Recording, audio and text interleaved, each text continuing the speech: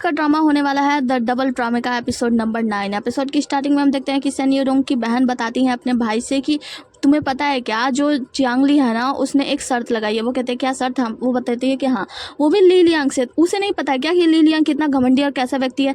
चियांगली तो बहुत ही ज़्यादा घमंडी है। तुम्हें पता है, मैं पहले मुझे लगा था कि वो शायद मेरी भाभी होगी, इसीलिए मैं उसे थोड़ा सा डर रही थी कि शायद वो ली है, लेकिन अब मुझे पूरा विश्वास हो गया है क्योंकि मेरी भाभी इतनी घमंडी तो नहीं थी। ये इतनी ज़्यादा घमंडी है चियांगली ना, क्या कहा जाए।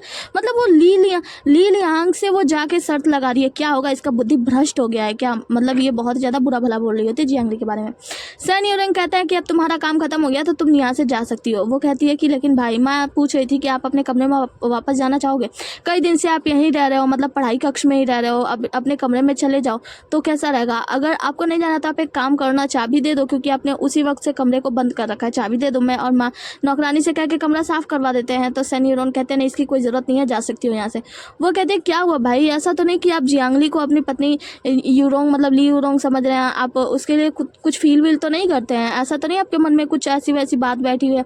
सन यूरोंग कहता है बहुत हो गया, मैंने कहा ना चली जाओ यहाँ से। जिसके बाद से उसकी बहन डर के मारे वहाँ से चली जाती है। हम सन यूरोंग को देखते हैं जो कि चाबी लेके उसी कमरे की तरफ जाते हैं। सन यूरोंग रूम का ताला खोलता है और कमरे में जाता है। हम देखते हैं यहाँ पे ये अपना बाल खुले हुए है और कमरे की हर एक चीज़ को बड़े ध्यान से देखता है।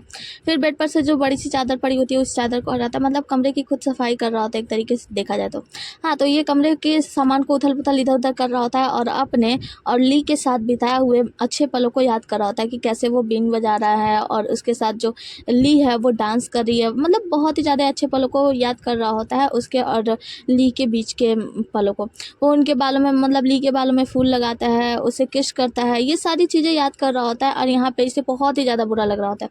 तभी इसके याद उस तरफ जाती है जहाँ पे इसने ली को दफनाया था और वो दफन से मतलब उस जो मिट्टी के अंदर से बाहर आती है ली और इसका पैर पकड़ के उसी गड्ढे में खुद खींच लेती है। जिसके बाद से हम देखते हैं कि इसका मुंह देखने लायक होता है, मतलब डर जाता है। उसके बाद से हमें एक वेश्यालय का सीन दिखाया जाता है जहाँ पे एक वेश्या यानी एक लड़की जो होती है वो डांस कर रही होती है और यहाँ पे बैठा होता है एक आदमी जो कि बिल्कुल हिजड़े की तरह होता है, मतलब लड़कियों की तरह ड्रेसिंग करके इसके पास बैठा होता है, मस्ती कर रहा होता है। वो कहता है उससे कि तुम चिंता मत करो, जल्दी मेरे पास कुछ पैसे आ जाएंगे, उसके बाद से मैं तुम्हारी आज़ादी यहाँ से खरीद लूंगा, मतलब तुम्हें यहाँ से आज़ाद खरीद लूंगा और ले चल के बाहर आज़ाद कर दूंगा, फिर तुम जैसे चाहो वैसे ज़िंदगी जी सकती हो। ये दोनों रोमांस कर ही रहे होते हैं कि इनके रोमांस के बीच में डाका डालने के लिए आ जाते हैं ड्यूक्स यहाँ पे खलल डालने के लिए आते हैं। वो कहते हैं कि आप तो नमक और लौ के प्रभारी है ना, मतलब आप भी उनका कार्य संभाल रहे थे, तो आपके पास इतने पैसे भी नहीं है क्या कि इस महिला के आप आज़ादी खरीद सकें? जिसके बाद से वो आदमी कहता है कि आपका क्या मतलब है और आप यहाँ पे क्या कर रहे हैं हमारे निजी वक्त में? तो ड्यूक्स कहता है कि चलो कपड़े पहन लो फिर मुझसे बात करना। जिसके बाद से उस लड़की से कहते हैं कि चलो मेरे लिए चाय बनाओ। वो लड़की चाय देती है तो ये आदमी देखकर एकदम तंग रह जाता है, कहता है कि अच्छा तो ये लड़की आपके तरफ से है? वो कहते हैं और नहीं तो क्या, तुम्हें क्या लगा कि ये तुम्हारे तरफ से है?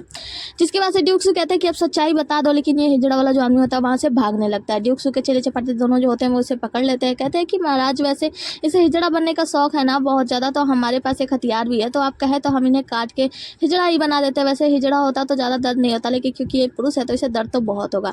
ड्यूक्स कहते हैं हाँ क्यों नहीं, अगर ये वैसा ही बनना चाहता है तो इसे बना दो। तो आदमी डर जाता है, कहता है कि नहीं आप ऐसा मन नहीं कर सकते क्योंकि अभी तक मेरी शादी भी नहीं हुई है और मेरे बच्चे भी नहीं हैं, ऐसे कैसे कर सकते हैं? तो वो कहते हैं कि ठीक है तो बता दो कि जो जज कॉन्ग है उन्होंने नमक और लौह का जो काले कारनामे वो लोग करते हैं वो कैसे करते हैं? तो यहाँ पे ये हिजड़ा कहता है कि मुझे इसके बारे में नहीं पता, हालांकि वो मेरी जीजा है लेकिन मैं फिर भी उनके बारे में पूरी तरीके से नहीं जानता। तो ड्यूक्स कहते हैं चलो सच्चाई बताओ, वरना उनका जो चेला चपाटा होता है वो कहता है कि रहने दीजिए, ये नहीं बोलने वाला, तो हम इनका काट ही देते हैं। तो वो कहता है नहीं रुको मैं बताता हूँ। जिसके बाद से वो बताता है कि मैं उन लोगों को पहले साल पे तो मुझ पर भरोसा ही नहीं हुआ, लेकिन जब उन लोगों को मुझ पर भरोसा हुआ तो बस उन लोगों ने मुझे जाने दिया। मतलब एक स्टेडियम है जहाँ पे ये सारे काले कारनामे होते हैं। तो यहाँ पे ड्यूक्स कहते हैं कि और बताओ उसके बारे में, वरना काट दिया जाएगा। तो वो कहता है कि मैं सच बोल रहा हूँ, कसम खा के कहता हूँ, मुझे इसके अलावा कुछ भी नहीं पता, ये उनका पारिवारिक मामला है। जिसके बाद से ड्यूक्स कहते हैं ठीक है तो इसे पकड़ के जेल में ले जाओ। उसके बाद से वहाँ जो लड़की होती है वैसे उससे वो ड्यूक्स बात करते हैं, कहते हैं ये कुछ पैसे ले लो और तुम यहाँ से जा सकती हो। तो ये लड़की कहती है कि मुझे पैसे नहीं चाहिए, आपको अच्छे से पता है कि मेरी ज़िंदगी उसी वक्त ख़त्म हो गई होती अगर मुझे मिस्टर यू ने बचाया ना होता। मैं तो बस जानना चाहती हूँ कि जनरल यू और उनकी पत्नी का डेथ कैसे हुआ। तो यहाँ पे ड्यूक्स कहते हैं कि देखो जो मेरे माता पिता है ना, उनकी ऐसे मृत्यु कोई रहस्यमय मृत्यु नहीं है, उनकी बस हार्ट अटैक से मृत्यु हुई थी। तो के बारे में जानने की तुम्हें कोई आवश्यकता नहीं है। वो कहती है लड़की कि तुम कितने हृदयहीन हो ना, तुम्हें तो पता ही नहीं कि तुम्हारे माता पिता की मृत्यु कैसे हुई है। मैं बस उनके मृत्यु के बारे में जानना चाहती हूँ कि उनकी मृत्यु किसके वजह से हुई है और इसके अलावा कुछ नहीं। और वो पैसे वैसे नहीं लेती, वहाँ से चली जाती है। ड्यूक्सो वहाँ पे सोचने लगते हैं बैठ के। ड्यूक्सो याद करते हैं कि जब वो बहुत ही ज़्यादा छोटे थे, उनके माता पिता यानी पिताजी जो थे जनरल थे, वो लड़ाई में जा रहे थे, जहाँ पे इन्होंने कहा था कि पिता माता मैं आप लोगों के साथ ही चलना चाहता हूँ लड़ाई में। तो यहाँ पे उनके पिताजी ने समझाता है बिल्कुल नहीं बेटा, देखो तुम जाकर आराम करो, हम लोग लड़ाई से वहाँ पे उन सैनिकों को लेकर आएंगे क्योंकि यहाँ पे बहुत ही ज़्यादा ज़रूरत है। वो अपने माता से भी कहता है जाने को, लेकिन उसके माता पिता दोनों लोग मना कर देते हैं। जहाँ पे जनरल पिताजी जो होते हैं वो एक इंसान को बुलाते हैं, कहते हैं कि इन्हें ड्यूक के निवास पे ले जाओ जनरल वेई के पास, और इन्हें जनरल वेई के पास खींच के ले जाया जाता है। लेकिन छोटा बच्चा जाना नहीं चाहता। ये छोटे ड्यूक सूही होते हैं, ये बहुत ही ज़्यादा रो रहे होते हैं। जहाँ पे वो अपने माता पिता को आखिरी बार ऐसे देखता है और अगले सीन में जब उसके माता पिता मिलते हैं तो उन दोनों की मृत्यु हो गई होती है। यहाँ पे बेटा बहुत जोर जोर से फूट फूट के रो रहा होता है, अपने दादाजी से कहता है कि पिताजी प्लीज़ न्याय मांगिए, दादाजी प्लीज़ न्याय मांगिए, क्योंकि मुझे पता है मेरे पिता की मौत लड़ाई से नहीं हो सकती, जरूर इसके पीछे किसी का कोई ना कोई कारण है। इसके दादाजी कहते हैं कि युद्ध में मरना तो सिपाहियों के लिए बड़े धर्म की बात है, मतलब बड़े एहसान की बात है कि उनकी युद्ध में मृत्यु हो गई। छोटा बेटा जो होता है वो कहता है कि दादाजी मैं आपसे नफरत करता हूँ, क्योंकि मेरे पिता ने बताया था कि जब वो छोटे थे तब आप उनसे हमेशा नाखुश रहा करते थे। पिता के मरने के बाद भी आप न्याय मांगने नहीं जा रहे हैं, आप कैसे पिता हैं, आप बहुत ही ज़्यादा बेकार हैं, मैं आपसे नफरत करता हूँ। इतना कह के ड्यूक्सो वहाँ से रोते हुए भाग जाते हैं। आगे की सीन में हम ड्यूक्सो को देखते हैं जो कि ये सारी बातें याद कर इनकी आंखों में आंसू होते हैं और इनके अगल बगल बहुत सारी सुंदरियाँ होती हैं जो आगे पीछे खड़ी होती है और कहती है कि ये देखो कितना सुंदर सा लड़का है ना, कितना सुंदर लग रहा है। हम देखते हैं कि ये लड़कियाँ बहुत अच्छी अच्छी बातें कर रही थी ड्यूक्सो के बारे में कि कितना प्रभावशाली है, कितना आकर्षक है ना। यहाँ पे ड्यूक्सो तो रो रहे होते हैं, उनका तो बहुत ही ज़्यादा बुरा हाल होता है अपने पिता के बारे में याद करके। जिसके बाद से ड्यूक्सो याद करते हैं उनकी माता के बारे में। पिता के जाने के बाद माता बहुत ही ज़्यादा बीमार हो गई थी, उनके मुंह से खून की उल्टी होने लगी थी। जहाँ पे ड्यूक्सो ने पूछा था माँ आप ठीक तो हो ना, उनकी माँ ने उन्हें एक हेयरपिन देते हुए कहा था कि ये तुम्हारे पिता ने मुझे दिया था, याद रखना। तुम्हारे पिता बहुत ही ज़्यादा ईमानदार थे। जहाँ पे हम देखते हैं कि आखिरी बार श्रद्धांजलि दे रहे होते हैं अपने पिता को ड्यूक्सो और कहते हैं कि मुझे पता है कि पिता की मृत्यु ऐसे नहीं हुई है, मतलब उनको जरूर छला गया है। उनकी माँ कहती है तुम याद रखना तुम्हारे पिता बहुत ही ज़्यादा ईमानदार थे, वो कभी भी कोई भी बुरा कार्य नहीं कर सकते। यहीं पे उनके पिता जनरल दिखाई देते हैं उनकी माँ को, और उनकी माँ उनके पिता की तरफ हाथ बढ़ाती हैं। जहाँ पे उनके पिता हाथ बढ़ाकर उनकी माँ को बुला रहे होते हैं।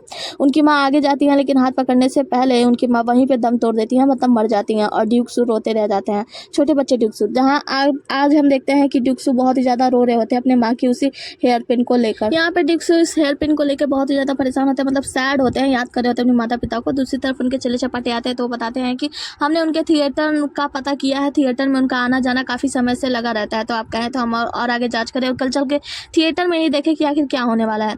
ड्यूक्सो कुछ भी नहीं बोलते, कहते कि हाँ अच्छी बात है। जिसके बाद उनका चले चपाटा कहता है कि महाराज ये तो बहुत महत्वपूर्ण सूचना थी ना, तो आप सैड लग रहे हैं। तो दूसरा वाला कहता है कि हाँ महाराज आज सैड है, आज उन्हें अकेला छोड़ दो। जिसके बाद से वो कहता है कि अगर आप सैड है तो मैं आपको एक बात बताना चाहता हूँ। आपको पता है जियांग ली और ली लियांग दोनों के बीच में एक शर्त लगी है, जहाँ पे शर्त ये है कि अगर ली लियांग हार जाता है तो जियांग ली जेनब हॉल में चली जाएगी, और अगर ली लियांग हार जाता है तो ली लियांग जो होगा वो भिक्षु बन जाएगा। तो यहाँ पे भी ड्यूक्सो कुछ भी नहीं बोलते। जिसके बाद से वो कहता है कि मुझे नहीं पता था कि जो जियांग ली है वो इतनी ज़्यादा बेकार है, मतलब उनके उस उकसाने पर आ गई और उन्होंने शर्त लगा लिया बेमतलब का। जिसके बाद से ड्यूक्सो कहते हैं कि आगे हम पता लगा ही लेंगे कि जो जियांग ली है वो दांत वाली बागिन है या बिना ऐसे ही बागिन है, मतलब बस उछलती है, ये तो वक्त के साथ पता चल ही जाएगा। आगे हम जियांग ली का निवास स्थान देखते हैं, जहाँ पे हम देखते हैं कि वो अपने हाथ को लेकर थोड़ा सा परेशान होती है कि शायद उसके कलाई में बहुत ही ज़्यादा दर्द हो रहा होता है। टोंग कहती है कि महारानी मैंने सुना कि आपने ली लियांग से पंगा ले लिया है, मतलब उनसे शर्त लगाई है, मुझे डर लग रहा है कि क्या होगा, अगर मैं आपकी कुछ मदद कर पाती तो अच्छा होता। वो कहते हैं कि तुम चिंता मत करो, हालांकि मैंने ऐसे ही मतलब आवेश में आकर शर्त लगा ली है, लेकिन मैं इस बात का मुझे बिल्कुल भी चिंता नहीं, क्योंकि मुझे पता है मैं जीत जाऊंगी, और तुम्हें पता है मैं जीत कर ना मैं महाराज के साथ भोज करना चाहती हूँ।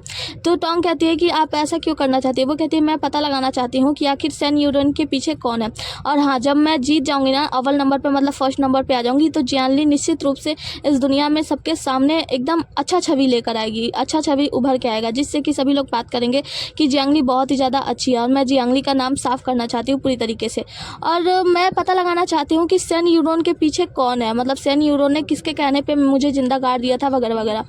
तो वो कहती है कि आपको ऐसा लगता है कि सैन यूरोन के पीछे कोई है। तो वो कहती है कि हाँ मुझे ऐसा लगता है कि उसके पीछे जो कोई भी है ना, वो उसे लगातार ऊपर पहुँचाने में, मतलब नंबर 1 और आगे से आगे बढ़ाने में बहुत ही ज़्यादा मदद कर रहा है, और वो शायद बहुत ही ज़्यादा पैसों वाला है। तो ये मेरे लिए एक अच्छा अवसर है, अगर मैं नंबर 1 पे आ जाती हूँ और सम्राट के साथ खाना खाने के लिए जाती हूँ, तो वहाँ पे जब मैं खड़ी होंगी वो इंसान जो कि मुझे और मेरे परिवार को निशाना बना रहा था, वो जब मुझे देखेगा तो वो चौंक जाएगा पूरी तरीके से, और मैं अपने आप को चारा के रूप में प्रयोग कर रही हूँ ताकि उस इंसान को भड़का सकूँ जो कि सैन यूरोन के साथ मिलकर मेरे फैमिली को मुझे बर्बाद करने में हाथ है उसका।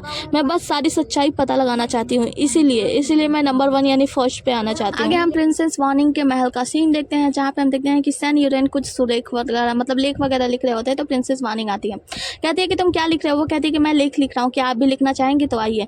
उसके बाद से प्रिंसेस वहाँ पे बैठ जाती हैं, वो उनका हाथ पकड़ा के लिखाने लगते हैं। प्रिंसेस कहती हैं कि मैंने सुना है जियांगली के बारे में कि जियांगली और ली परिवार के ली लियांग के बीच में शर्त लगा है, आपको क्या लगता है कौन जीतेगा। वो कहता है कि मैं इन सब बातों पर ध्यान नहीं देता, वैसे ली परिवार का ली लियान बहुत ही ज़्यादा अच्छा है और प्रतिष्ठित परिवार से है, तो वही जीतेगा, निश्चित ही बात है।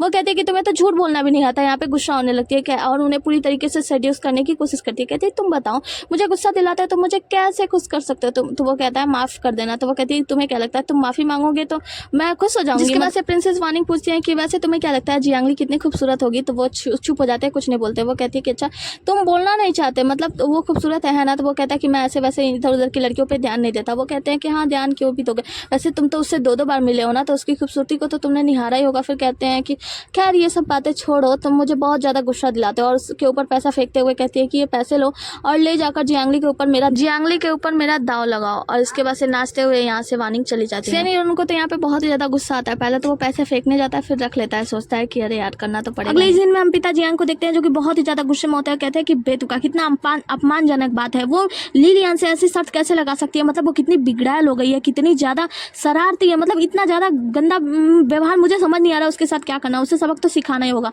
यहाँ पे सौतेली माँ आती है और मीठा मीठा बनने की कोशिश करती है। कहते हैं कि देखिए आप ज़्यादा गुस्सा मत कीजिए, जियांगली पे ज़्यादा गुस्सा मत होइएगा, वो 10 सालों तक यहाँ पे नहीं रही है तो उसे यहाँ के आचरणों के बारे में अच्छे से पता नहीं है, हम उसे मिलकर समझा लेंगे। पिता जियांग कहते हैं बिल्कुल नहीं, मुझे उससे बस मिलना है और उसे देखना है कि 10 सालों में उसने क्या सीखा है, मुझे जाकर उससे बात तो करनी होगी। और गुस्से में वहाँ से निकल जाता है जियांगली से मिलने के लिए। यहाँ हम देखते हैं कि सौतेली माँ जो होती हैं वो बहुत ही ज़्यादा मुस्कुरा रही होती है सोचकर कि चलो अच्छा काम चल रहा है। हम देखते हैं कि पिता जियांग बेहद गुस्से में आते हैं जियांगली की तरफ, जहाँ पे टोंग बताती है जियांगली से कि वो आ रहे हैं। तो ये नाटक करने लगती है कि कब से घुटनों के बल बैठी है। टोंग पिताजी से कहती है कि देखिए ना ये कल रात से घुटनों पर बैठी हैं, कुछ बात कीजिए अपनी बेटी से। तो वो बहुत ज़्यादा गुस्से में होते हैं, कहते हैं कि तुम्हारी हिम्मत कैसे हुई ऐसी बेतुका सा शर्त लगाने की। वो कहते हैं कि पिताजी माफ़ कीजिए, मुझे पिता के वजह से ये सब शर्त लगाना पड़ा। वो कहते हैं पिता की वजह से क्या मतलब है तुम्हारा। तो वो बताती है कि ली लियांग ने कहा था कि मैं उस स्कूल में नहीं पढ़ सकती क्योंकि मैं जेना बाउल से आई हूं। उसने मेरी मान प्रतिष्ठा को ठेस पहुंचाया, मैं कुछ भी नहीं कहती, लेकिन वो मेरे पिता मुख्य सचिव के बारे में बुरा भला बोल रहा था। मुझे अच्छे से पता है कि उसके पिता जो मिस्टर ली हैं वो आपसे दर्जे में नीचे हैं, तो वो आपको उकसाने का काम नहीं करेंगे, इसीलिए उन्होंने मुझे चुना और मुझे ऐसे कर रहे थे। और वैसे भी इस बार की परीक्षा की प्रणाली ही कुछ ऐसी है कि हमें टीम बनाकर काम करना होगा। मेरे बहनों के पास टीम है लेकिन मेरे पास कोई टीम नहीं है। जब मैंने एक टीम बना लिया तो उन्होंने मेरी टीम को तोड़ने की कोशिश किया और हमारी टीम को छीन रहे थे। यहाँ पे वो कहते हैं कि ऐसी बात है तो मैं मिस्टर ली से बात करूंगा कि वो अपने बेटों से बात करें और इस शर्त को भी मैं रद्द करवा दूंगा, तुम चिंता मत करो। जहाँ पे जियांगली कहती है कि पिताजी अब मैं बड़ी हो गई हूँ, कृपया मुझे ऐसा करने दीजिए, मैंने उनसे शर्त लगाया है, कुछ सोच समझ के ही लगाया है, मैं बड़ी हूँ, मैं समझदार हूँ, मैं इन सारे मामलों को संभाल लूंगी। मतलब पिताजी को अपनी चिकनी चुपड़ी बातों में और रो धो के समझाती है और कहती है कि पिताजी आप बिल्कुल भी चिंता मत कीजिए, मैं अपने मान प्रतिष्ठा और हमारे परिवार के मान प्रतिष्ठा को कुछ भी नहीं होने दूंगी और मैं उनसे जीत कर दिखाऊंगी। जहाँ पे पिताजी कहते हैं कि मैं इस मामले को संभालूंगा तो वो कहती हैं कि पिताजी अगर आप जाके उनको बात करते हैं और उनसे शर्त को हटवा देते हैं तो ये शर्त के बारे में पूरी दुनिया को पता चल चुका है, मतलब आधे से ज़्यादा लोगों को पता चल चुका है, ये बात फैल जाएगी जिसकी वजह से मेरी गरिमा मान प्रतिष्ठा और आपके बेटी होने के नाते मुझे बहुत ही बुरा भला बोला जाएगा और मुझे ये सब बिल्कुल भी स्वीकार नहीं है। मेरे सामने मेरे पिता को कोई भी नीचा दिखाए, मुझे ये बात स्वीकार नहीं है। तो आप चिंता मत कीजिए, आप बस मेरी मदद कीजिए पिताजी, प्लीज़ मेरी मदद कीजिए, आप चिंता मत कीजिए, मैं अपने मान प्रतिष्ठा और गरिमा अब परिवार के सभी गुणों को बनाए रखूंगी, मतलब सब कुछ अच्छा से कर लूंगी। जहाँ पे पिताजी भी मान जाते हैं। यहाँ से कट होता है, हम देखते हैं कि जियांगली की दोनों बहनें आती हैं जियांगली से मिलने के लिए और उनके लिए अपना किन लेकर आती है। कहती है कि ये मेरा किन है, ये इसे तुम बजाओगी। हालांकि पिताजी ने मुझसे कहा है कि मैं तुम्हारी मदद करूँ तो मैं तुम्हारी मदद के लिए ये किन लाई हूँ और साथ ही ये किताब जिसमें मतलब संगीत के बारे में सब कुछ लिखा पड़ा है। जियांगली कहती है कि आपका बहुत बहुत शुक्रिया, जिसके बाद से उसकी बड़ी बहन कहती है कि मैं ये किन बजा नहीं सकती, लेकिन हाँ मैं तुम्हारी पूरी मदद करूँगी, तुम्हें कोई भी सहायता की आवश्यकता हो तो हमसे बता देना। जियांगली कहती है ठीक है, मैं तुम्हें जरूर बताऊंगी। हम देखते हैं कि इनकी बहनें जो है इनकी मदद करने के मतलब नाम पे हाँ इनका मजा लेने ही आई होती है, चली जाती हैं। जहाँ पे हम सौतेली माँ को देखते हैं कि मंत्रा उनसे कहती है कि क्या आप सच में उनका मदद करना चाहती हैं क्योंकि आपके पति ने कहा। वो कहती हैं कि हाँ करना तो चाहती हूँ क्योंकि आखिर वह लंबी उड़ान भरना चाहती है, उसके बाद से उसके पर काटना भी तो जरूरी है ना, तो पहले उसे लंबी उड़ान भरने दो। जिसके बाद से हम जियांगली को देखते हैं जहाँ पर उसका चचेरा भाई आता है, कहता है कि आप सच में ये किन भी बजा लेती हैं, मतलब मुझे विश्वास नहीं था, मुझे तो ऐसा लगा था कि पिताजी आपको बहुत ही ज़्यादा डांट लगाएंगे लेकिन आपने उन्हें मना ही लिया। वो कहती है कि हाँ कुछ ना कुछ तो करना ही होगा ना। जहाँ पे उसका चचेरा भाई कहता है कि वैसे आप ये किन बजा लेती है। वो कहती है कि हाँ मैंने जेनब हॉल में थोड़ा बहुत सीखा है, जिसके वजह से वो बजाने लगती है। जहाँ वो बजाने लगती है और याद करती है कि जब वो ली थी यानी मिस्टर सेन की पत्नी थी, तब उनकी माँ ने मतलब उनकी सासू माँ ने सेन से कहा था कि तुम्हारी बहन को अच्छे कपड़े चाहिए तो इस किन को बनवाने की क्या जरूरत है। जहाँ पे सेन ने कहा था कि ये किन को बनाने की जरूरत है क्योंकि वो थोड़ा सा बिगड़ गया, अगर वो नहीं बनेगा तो फिर उसका साउंड सिस्टम खराब हो गया और बहुत बेकार तरीके से बजेगा, तो उसकी ज़रूरत है माँ, मैं आप लोगों के लिए कपड़े बाद में खरीद दूंगा। जिसके बाद से उसकी सासू माँ ने कहा था कि मुझे पता था कि तुम अपनी पत्नी को ज़्यादा प्यार करते हो, तुम अपनी माँ को और बहन को कुछ भी नहीं समझते। जहाँ पे जियांगली ये सारी बातें याद करके थोड़ा सा सैड होती है, उसके बाद से ये किन बजाने लगती है। जब वो बजाती है तो बहुत ही अच्छा स्वर निकलता है उससे, तो उसका भाई जियांग कहता है, मतलब जो चचेरा भाई होता है वो कहता है कि तुम तो बहुत ही अच्छा बजाती हो, तुमने तो कहा था बस थोड़ा बहुत बजा पाती हो। जिसके बाद से उसके बजाते बजाते कलाई में दर्द होने लगता है, तो उसका भाई कहता है चलो मैं तुम्हें डॉक्टर के पास ले चलता हूँ। वो कहती है नहीं मैं खुद चली जाऊंगी। तो उसका भाई कहता है कि नहीं तुम मेरे साथ चलो, तुम अकेले कैसे जाओगी, और उसे लेकर एक डॉक्टर के पास जाता है। यहाँ पे डॉक्टर जांच करने के बाद बताता है कि आपके हाथ में गंभीर चोट है, पहले एक पुरानी चोट लगी थी जिसके वजह से नया घाव लग गया है, तो आपको एक्यूपेंचर कराते रहना होगा और ठीक होने में ज़्यादा टाइम लग जाएगा। जियांगली पूछती कितना समय लगेगा, तो वो कहते हैं कम से कम 1 महीना, कुछ दवाइयाँ और एक्यूपेंचर के दौरान 1 महीने के बाद आपका हाथ पूरी तरीके से ठीक हो जाएगा। यहाँ पे उनका जो चचेरा भाई होता है वो धमकी देते हुए कहता है कि तुम्हें पता नहीं है मंत्री की बेटी है, तो अगर हाथ में थोड़ी सी भी गड़बड़ हुई तो तुम्हारे 200 का सच बताओ। वो कहता है कि 1 महीना तो लग ही जाएगा, इतने जल्दी ठीक होना नामुमकिन है। तो यहाँ पे जियांगली कहती है लेकिन कुछ जल्दी हो सकता है, तो वो दवाई वही कराने मतलब तैयार करने चला जाता है। जहाँ पे उनका भाई बोलता है कि अगर तुम्हें चोट लगी थी, पहले ये बताओ कि तुम जेनियो हॉल में तुम्हें चोट कैसे लगी, क्योंकि वहाँ पे तो पढ़ाई लिखाई कराया जाता है ना। तो वो कहते हैं कि हाँ मेहनत करते करते एक बार मैं गिर गई थी जिसकी वजह से मुझे चोट लग गई थी। जिसके बाद से जो उनका भाई होता है वो कहता है कि तो जब तुम्हें पता था कि तुम्हें चोट लग गई है, तुम किन नहीं बजा सकती, तो तुमने शर्त क्यों लगाई ली बंदूक के साथ। तो वो कहती है तो क्या अब मैंने शर्त लगा ली तो क्या अब हम खड़े खड़े देखते रहेंगे। तो उनका भाई कहता है बिल्कुल नहीं, मेरे कहने का ऐसा बिल्कुल भी मतलब नहीं था। जिसके बाद से वो कहता है मतलब उनका चचेरा भाई की वैसे मुझे शतरंज खेलना होगा, मेरे पिता शतरंज में माहिर थे और मैंने बचपन से शतरंज छुआ भी नहीं है, मतलब हाँ पहले तो खेला करता था लेकिन फिर बीच में मैंने ये सब छोड़ दिया था, तो ये सब कैसे होगा। जियांगली कहते हैं तो फिर चलो एक गेम खेल कर देखते हैं। तो यहाँ पे वो कहते हैं क्या तुम्हें शतरंज खेलना भी आता है। वो कहते हैं कि हाँ थोड़ा बहुत। वो कहता है कि एक बात बताओ, जेनियो हॉल में इतना सब कुछ सिखाया जाता है तो मैं वहाँ क्यों नहीं चला जाता, मैं भी जाता हूँ ना वहीं पे, मैं भी जाकर वहाँ पे बहुत कुछ सीख लूंगा, क्योंकि तुम्हें तो सब कुछ आता है, मतलब तुम सब कुछ में नंबर 1 हो। जिसके बाद से वो कहती है कि ऐसी कोई बात नहीं है। और यहाँ पे टोंग कहते हैं कि आप जाकर देखिए ना दवाई तैयार है कि नहीं। जब वो दवाई तैयार है कि नहीं देखने के लिए उनका चचेरा भाई चला जाता है, तो टोंग कहती है कि आपके हाथ में चोट लगी है तो आप किन कैसे बजा पाएंगी। वो कहती है कि कोई बात नहीं है, मतलब हर एक जब भी कोई रास्ता खराब होता है ना तो उसका कोई ना कोई एक अच्छा रास्ता जरूर निकल जाता है, इसका भी रास्ता कोई ना कोई निकल ही आएगा। आगे किसी ने हम चचेरे भाई को देखते हैं जो कि चेस खेलने की प्रैक्टिस कर रहा होता है। इसके मम्मी पापा देख के बहुत ही ज्यादा खुश होते हैं कि ये कितनी गंभीर रूप से प्रैक्टिस कर रहा है ना, ये जरूर अव्वल आएगा, मतलब इतनी ज्यादा मेहनत कर रहा है तो अव्वल तो आएगा ही आएगा, निश्चित रूप से बात है। जिसके बाद हम जियांगली को देखते हैं जो कि अपना किन बजा रही होती है, बहुत ही ज्यादा मेहनत कर रही होती है ये भी, और इसकी जो तीसरी बहन जो भी होती है ना वो भी अपना किन बजाने में बहुत ही ज़्यादा मेहनत कर रही होती है। दूसरी तरफ हम ये सीजी को देखते हैं जो कि बहुत ही ज़्यादा मेहनत से पढ़ाई कर रहे होते हैं, और इनका जो चचेरा भाई फिर से हाँ वही मतलब अपना गेम खेल रहा होता है। यहाँ पे हम लियू जू को देखते हैं जो कि तीरंदाजी कर रही होती है, और लियू जू के साथ साथ उनकी माँ यानी मैडम लियू और उसके पिता दोनों लोग भी इनका साथ दे रहे होते हैं। वो कहते हैं कि मुझे परेशान मत करो, मुझे तीरंदाजी करने दो। जिसके बाद से हम टोंग को देखते हैं जो कि देख रही होती है जब ये बजा रही होती है मिस जियांगली किन, तो इसी वक्त इनके हाथ में दर्द होता है। टोंग परेशान हो जाती है इनके हाथ को लेकर, उनके पास आके पूछती है आप ठीक तो है ना। वो कहती है कि हाँ तुम चिंता मत करो, सब कुछ ठीक हो जाएगा। हम जियांगली को देखते हैं जो कि लियू जू के पास जाती है, तो लियू जू कहती है कि आप में इतना साहस कैसे है। वो कहती है क्योंकि मैं संतुष्ट नहीं हूँ, क्योंकि मैं घर में बैठकर संतुष्ट नहीं हूँ। मैं 10 सालों तक जेनब हॉल में कैद था, मैं इस बात से संतुष्ट नहीं हूँ कि मैं घर में बैठूँ और एक अच्छे पति के इंतजार में रहूँ। मैं चाहती हूँ कि मैं दुनिया से बाहर निकलूँ, लोगों को न्याय दिलाऊँ, खुद के लिए न्याय खरीदूँ, और मैं चाहती हूँ कि सम्राट के सामने जो भोज के लिए जाए ना वो सक्षम हो, इसलिए मैं अपनी पूरी ताकत लगा रही हूँ। जहाँ पे वो कहती है कि आप बहुत ही ज़्यादा अच्छे हो। और जब ये घोड़े पे बैठने जाती है लियू जू तो कहती है बचपन में मैं एक बार गिर गई थी तो इसी वजह से घोड़े पे बैठने में थोड़ी सी परेशानी होती है। तो कहती है आप चिंता मत करो, पर्याप्त समय लो, सब कुछ ठीक हो जाएगा। जिसके बाद से लियू जू घोड़े पे बैठती है, ये लोग घोड़े सवारी करते हैं, उसके बाद ये तीरंदाजी कर रहे होते हैं। तब यहाँ पे ड्यूक सू आते हैं। हाँ, तो ड्यूक सू यहाँ पे लियू जू को बताते हैं कि देखो आप जो तीरंदाजी कर रहे हो ना उसमें सब कुछ तो ठीक है, लेकिन आपने अंगूठे में जो कपड़ा बांधा हुआ है ना उसे बहुत ज़्यादा ढीला है कि जब आप उसे खींचती हैं तो वो पूरी तरीके से घूम जाता है और आपका निशाना सही जगह पे ना जाकर गलत जगह पे चला जाता है। जिसके बाद से लियू जो ऐसा ही करती है, उस अंगूठे पे पड़े हुए जो धागा होता है उसे कस के बांधती है और फिर तीरंदाजी करती है, जिससे कि उसका तीर बिल्कुल निशाने पे जाता है। वो बहुत ज़्यादा खुश हो जाती है। यहाँ पे जियांगली उनके पास जाती है, कहते हैं कि आप मेरा पीछा कर रहे थे। वो कहता है कि ऐसी कोई बात नहीं है, मैं तो बस यहाँ से गुजर रहा था, वैसे भी ये जगह काफ़ी खतरनाक है, यहाँ पे बहुत सारे शेर और आते रहते हैं और जंगली एरिया है, तो आप लोग यहाँ पे क्या करें। जिसके बाद से वो उनसे कहते हैं कि आओ मैं आपको तीरंदाजी सिखाता हूँ। वो कहती है नहीं मैं तीरंदाजी नहीं करने वाली हूँ। तो वो कहते हैं कि आओ ना तुम बस पकड़ो। जिसके बाद से उसे पकड़वा कर और उसके हाथों से तीर चलवाते हैं जो कि बिल्कुल निशाने पे लगता है।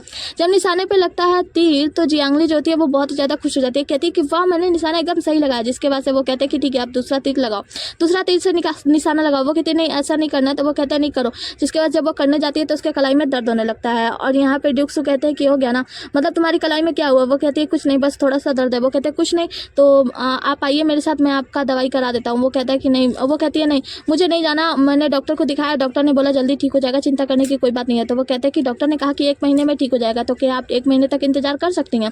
जियांगली कहते हैं तो आप मेरा पीछा कर रहे हैं ना, मेरे पे नजर रखवा रहे हैं। वो कहते हैं कि नहीं ऐसी कोई बात नहीं है, मैं तो बस जब आप डॉक्टर को दिखा रही थी तो मैं वहाँ से गुजर रहा था और मैंने देख लिया। और उसके बाद अपने घोड़े पे बैठ जाते हैं और कहते हैं कि अगर आपको पूरी तरीके से ठीक होना है तो शाम को ड्यूक निवास पे चले आना, मतलब मेरे घर चले आना। जिसके वजह से वहाँ से चले जाते हैं।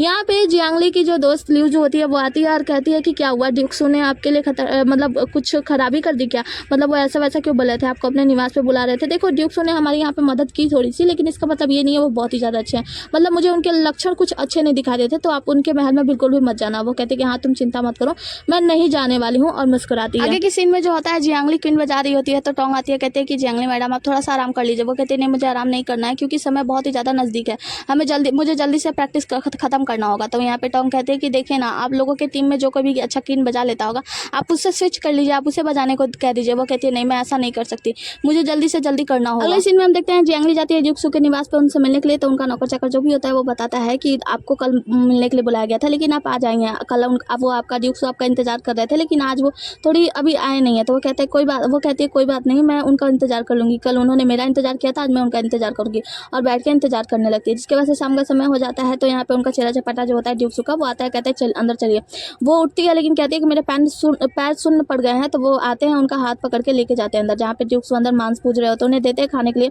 तो वो कहती है कि नहीं मुझे नहीं खाना है, मुझे आपने कहा था डॉक्टर से मिलवाने के लिए, मैं उन्हीं से मिलने आई हूँ। वो कहते हैं कि आप चिंता मत करो मेरे डॉक्टर ने भी खाना नहीं खाया। तभी अंदर से एक डॉक्टर आती है जिसका नाम होता है जी यूवे। यहाँ पे जो ड्यूक्स होते हैं वो बताते हैं कि ये चिकित्सक हैं बहुत अच्छी वाली। तो वो कहते हैं कि मैं चिकित्सक नहीं हूँ बल्कि मैं जहर विशेषज्ञ हूँ। और वो ड्यूक्स कहती है कि क्या आप भूल गए हैं कि मैं कैसे किसी का इलाज नहीं करती हूँ, इलाज करने के लिए क्या करना पड़ता है, आप यहाँ पे अपना सर तोड़कर वो लाए हैं। तो वो कहते हैं कि ऐसी कोई बात नहीं है। तभी वो कहती है जियांगली कि आप क्या चाहती हैं। वो कहती है कि मैं इलाज करने से पहले लोगों के साथ एक जुआ खेलती हूँ। तो वो कहती है कि एक जुआ, अगर आप मेरा इलाज करने को तैयार हैं तो मैं आपके साथ शर्त लगाने के लिए तैयार हूँ। तो यहाँ पे जो गेम होता है उसमें होता है कि जीवन को दाव पे लगाना है। तो हम देखते हैं कि यानी जो डॉक्टर होती है वो 2 मकड़ियों को रखती है, 2 डब्बे में पैक करती है, मतलब 2 अलग अलग कप में, और कहती है कि एक जहरीली मकड़ी है दूसरी बिना जहरीली मकड़ी है, तुम एक को चुनना है। अगर तुम किसी एक को ऐसे को चुनती हो वो आकर तुम्हें काट लेता है और वो जहरीली हुई तो तुम्हारी मृत्यु हो जाएगी, अगर वो जहरीली नहीं हुई तो मैं तुम्हारा इलाज करने को तैयार हूँ। जियांगली कहती है ठीक है डॉक्टर, तुमने कहा था कि जान दाव पे रखना है, किसकी जान दाव पे रखना है ये तुमने नहीं कहा था, तो मैं ड्यूक्सू की जान दाव पे रखती हूँ। और ड्यूक्सू का हाथ पकड़ के लेकर आने लगती है। ड्यूक्सू कहते हैं कि मैंने ही तुम्हें डॉक्टर से मिलाया और तुम मेरे पर ही दाव खेल रही हो। वो कहती है कि तुम चिंता मत करो, अगर तुम्हारी मृत्यु हो गई तो मैं तुरंत यहाँ पे जहर खा के जान दे दूंगी। ड्यूक्सू कहते हैं क्या तुम मेरे साथ मरना चाहती हो। जिसके बाद से वो लेकर आती है ड्यूक्सू को और कप में से चुनने लगती है कि ये वाला। हम देखते हैं कि यहाँ पे डॉक्टर की हालत खराब हो जाती है, वो उसकी आंखों के इशारे मतलब बहुत ही ज़्यादा वो डर रही होती है। जैसे वो एक बॉटल को चुनती है उसमें से मकड़ी निकलती है, ड्यूक्सू को काट लेती है। ड्यूक्सू कहते हैं ये जहरीली नहीं है, लेकिन ड्यूक्सू की तुरंत वहीं पर मृत्यु हो जाती है। जिसके बाद से हम देखते हैं कि ये सब तो सिर्फ सपना होता है उस डॉक्टर का, और जो जियांगली होती है वो सही वाला जो कप होता है उसे चुन लेती है और उसमें से जो मकड़ी निकलती है वो जहरीली नहीं होती। जिसके बाद से ड्यूक्सू कहते हैं कि तुम मेरा हाथ पकड़ लियो, मतलब कहती है कि मैं जीत गई, अब तो आप मेरा हाथ ठीक करेंगी ना। डॉक्टर कहती है हाँ बिल्कुल। यहाँ पे ड्यूक्सू कहते हैं क्या तुम मेरे साथ मरने को तैयार हो गई थी, मतलब ये थोड़ा अजीब नहीं है। जिसके बाद से जियांगली उन्हें ताकती है और यहाँ पे डॉक्टर कहती है अब तुम बाहर जाओ यहाँ से।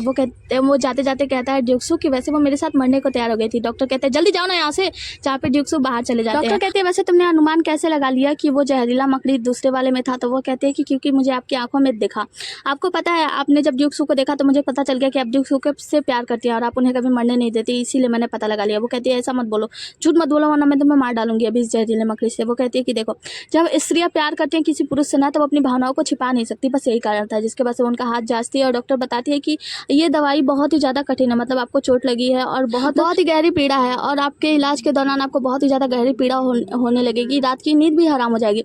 यहाँ पे जियांगली कहती है कि कोई बात नहीं, आप उस पर भरोसा रखिए, चाहे कोई भी पीड़ा क्यों ना हो मैं सहने के लिए तैयार हूँ। जिसके बाद से जो जीएयू मतलब जो डॉक्टर होती है ना वो एक बिच्छू लेकर आती है और उनके हाथों पे रख देती है, जिससे कि वो बिच्छू उनके हाथों पे जाकर कलाई पे एक डंक मारती है। जिसके बाद से जियांगली की हालत खराब हो जाती है, वो बहुत जोर से चीखती है और वो मतलब बेचैन होने लगती है और वो याद करती है कि जब उसे गड्ढे में डाल दिया गया था उस गड्ढे में एक बड़ा सा बिच्छू आता है और जियांगली को यहाँ पे डस लेता है। जहाँ पे हम देखते हैं दूसरे सीन में कि यहाँ पे जो ड्यूक्सू होते हैं ना, वो पूरी रात जगे होते हैं जियांगली के लिए। यहाँ पे डॉक्टर आती है और उनसे कहती है कि क्या तुम पूरी रात यहाँ पे जग रहे थे जियांगली की चिंता में कि कहीं मैंने उसे जहर ना दे दिया हो, क्या तुम उसके लिए अपने मन में कोई भावना प्रकट कर रहे हो? वो कहता है कि नहीं, ऐसी कोई बात नहीं है, बस वो मेरा एक मोहरा है और अगर वो विकलांग होगी हाथ से तो मेरा काम अच्छे से कैसे करेगी। तो यहाँ पे जो डॉक्टर होती है उसके हाथ का जो चाय होता है ना उसे पकड़ लेती है, कहती है कि कृपया मुझे पता मत चलने देना कि तुम मुझे उसे पसंद भी करते हो, मुझसे झूठ मत बोलना अगर पसंद करते होगे तो। जिसके बाद से ड्यूक्सू कहता है कि लू जी जियांगली को वापस भेजो। तो यहाँ पे लू जी बताता है कि वो सो रही है, कि आप चाहते हैं कि मैं उसे कंधे पे उठाकर यहाँ से ले जाऊँ? तो वो कहते हैं नहीं ऐसी कोई बात नहीं, चलो ठीक है, उसकी नौकरानी को एक संदेश भेजो। दूसरे सीन में हम जियांगली को देखते हैं जो कि डंक के कारण बेहोश होती है और जब उसे होश आता है तो उसका कलाई थोड़ा बहुत बेहतर हो गया होता है। जहाँ पे वो ड्यूक्सू के निवास में बाहर आती है और वो सब कुछ मतलब वहाँ पे पेड़ पौधे देखकर कुछ रो रही होती है, मुस्कुरा रही होती है और एक पत्ता जो होता है वो टूट कर बिखर रहा होता है। तो उस पत्ते को पकड़ने की कोशिश करती है, मतलब वो पत्ता उसी के ऊपर से सड़क के उड़ के जाता है और यहाँ पे ड्यूक्सू उसे अपने पंखे पे रोक लेते हैं। जहाँ पे ड्यूक्सू कहते हैं क्या कि आप कैसा महसूस कर रही हैं? तो वो कहती है कि मैं अच्छा महसूस कर रही हूँ और मेरे लिए एक डॉक्टर बुलाने के लिए आपका बहुत बहुत शुक्रिया। जियांगली कहती है कि आपने मेरे ऊपर जो उपकार किया है उस उपकार का बदला मैं भविष्य में चुका दूंगी। तो यहाँ पे ड्यूक्सू कहते हैं कि टूटा हुआ पत्ता, वो क्या तुम क्या मेरा उपकार का बदला भी चुकाओगी? मतलब तुम तो नीचे स्तर की हो। तो वो कहती है क्या मतलब? तो वो कहते हैं इस पत्ते को देखो, ये पत्ता टूटा हुआ है और तुम्हें पता है टूटा हुआ पत्ता ना, टूटा हुआ पत्ते के भाग्य में कुछ भी नहीं लिखा होता है, मतलब हवा उसे जिस तरफ ले जाए बस वो उसी तरफ उड़ जाता है। तो तुम एक नीचे स्तर की व्यक्ति हो, अभी तो तुम्हारा कोई स्तर भी नहीं है, तो तुम क्या उपकार का बदला चुकाओगे? और इसी के साथ ये एपिसोड यहीं पे खत्म हो जाता है। मिलता है अगले एपिसोड में, तब तक के लिए बने रहिए हमारे साथ। Tata bye bye, take care.